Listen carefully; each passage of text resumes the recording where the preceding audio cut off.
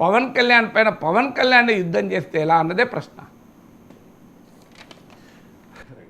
రీసెంట్గా ఈ విజయకేతనం సభలో చాలా లాంగ్వేజెస్లో మాట్లాడారు. కన్నడ, మరాఠీ, తమిళ్, తెలుగు, ఇంగ్లీషు, హిందీ. అలాగే ఒక పోస్ట్ కూడా చేశారు సార్. అది చాలా భాషల్లో చేశారు. ఉత్తరాదిన ఉన్న హిమాలయాలలో ఉంది పరమశివుని కైలాసం, దక్షిణాది ఆయన కుమారుడు మురుగన్ నివాసం, వారు వెలిసిన ప్రదేశం ఈ భారతదేశం, ఇది జగన్మాత నాకు ఇచ్చిన ఆదేశం అని చెప్పేసి. సో అభ్యంతరం ఏమన్నా సంతోషమే కదా. దేవునికి కూడా ప్రాంతాలు అంటగట్టాల్సిన అవసరం లేదు. అందుకే మేము అంటున్నాం మీకు అయోధ్య మీద ఉన్న ప్రేమ భద్రాచలం పైన ఎందుకు లేదని.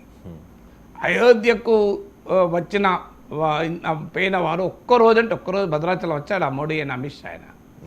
భద్రాచలంకు 100 రూపాయలు ఇచ్చారు చెప్పండి కేంద్ర ప్రభుత్వం. ఏం రాముల వారి సంబంధం భద్రాచలం లేదా? ఆడ పర్ణశాల కట్టుకుని రావణాసురుడు సీతాపహరణ చేసిన గడ్డ కదా, ప్రాంతం కదా, రామలక్ష్మణులు నడియాడిన పవిత్ర భూమి కదా, సీతాలక్ష్మణ సమేతంగా శ్రీరామచంద్రుడు నడియాడిన భూమి కదా. అందులో మీకు ఆ భద్రాచలం మీద ఎందుకు లేదని అంటున్నాం. 100 కోట్లు ఇవ్వండి, 100 రూపాయలు ఇవ్వండి, ఇచ్చారు ఇంతవరకు కేంద్ర ప్రభుత్వం చెప్పండి. మీకు రామాయణ సర్క్యూట్ టూరిస్ట్ నెట్వర్క్ వేస్తే మొదలు భద్రాచలం లేదు అందులో. తర్వాత పెద్ద విమర్శలు వచ్చాక భద్రాచలం ఇంక్లూడ్ చేశారు. మీకు మారీచుడు పడిపోయిన ప్లేస్ ఉంటుంది ఇప్పుడు జీడికల్లోని. మీకు ఇక్కడ నుంచి వరంగల్ పోతుంటే వస్తుంది ఆలేరు దగ్గరలో. అసలు జీడికల్ గురించి ఎవరికైనా తెలుసా? అసలు రామబాణం తగ్గి మారీచుడు వైకుంఠానికి వెళ్ళిన ప్లేస్ అది. మరి ఎందుకు రామాయణం మాకు కూడా సంబంధం ఉంది కదా. అంటే ఆ ఉత్తరాది రామాయణమే రామాయణమా? నార్త్ ఇండియా రాముడే రాముడా?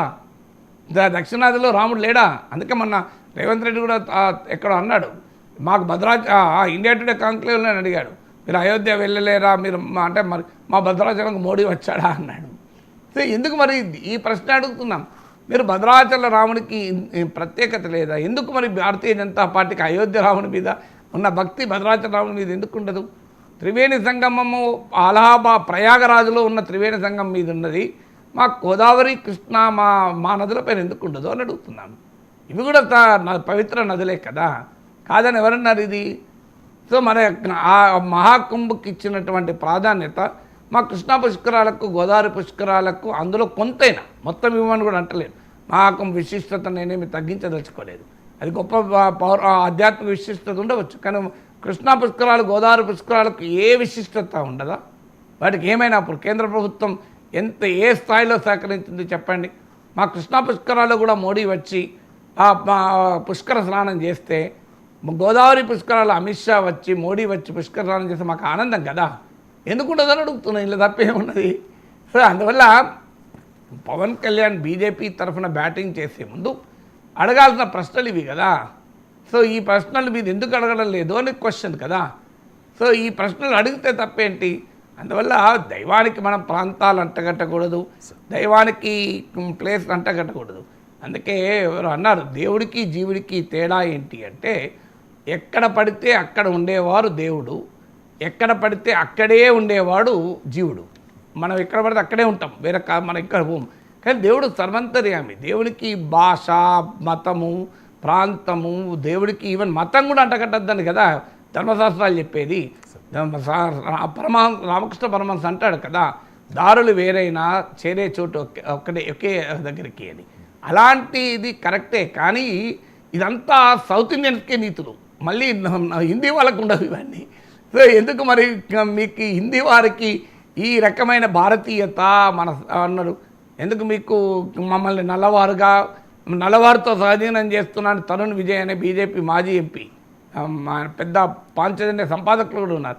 అలాంటి వాళ్ళు ఓపెన్గా కామెంట్ చేశారు కదా. తర్వాత అఫ్కోర్స్ ఆయన క్షమాపణ చెప్పాడు, విరమించుకున్నాడు. కానీ అసలు ఆ మనస్తత్వం ఏంటి అనేది నా క్వశ్చన్ ఏంటంటే, ఎందుకంటే మీరు కూడా మాకు మా భద్రాచలం రాముడి పైన అదే గౌరవం చూపండి, ఆనందపడతాం కదా.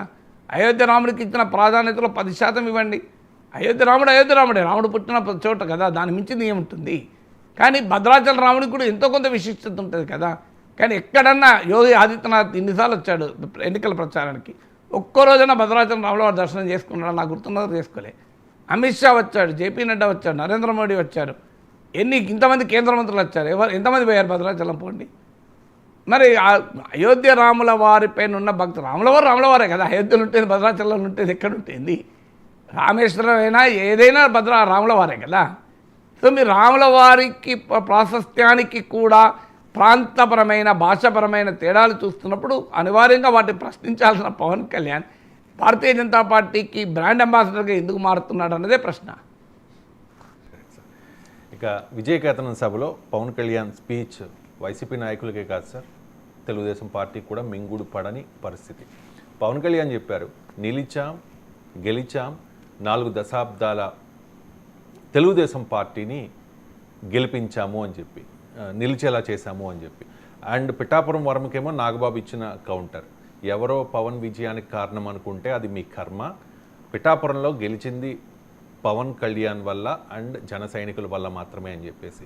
కానీ తెలుగుదేశం పార్టీ నుంచి ఇప్పటివరకు ఒక్క రియాక్షన్ కూడా రాలేదు సార్. కారణం ఏంటి? ఎందుకు తెలుగుదేశం పార్టీ సైలెంట్గా ఉంది? నాగబాబు పవన్ కళ్యాణ్ ప్రశ్నించాడు. విచిత్రం ఏంటంటే ఎన్నికలకు ముందు పవన్ కళ్యాణ్ అన్న వీడియో కూడా సర్క్యులేట్ అవుతుంది. Yes sir. నా గెలుపు నీ చేతిలో పెడుతున్నాను అన్నాడు వర్మను. Yes sir.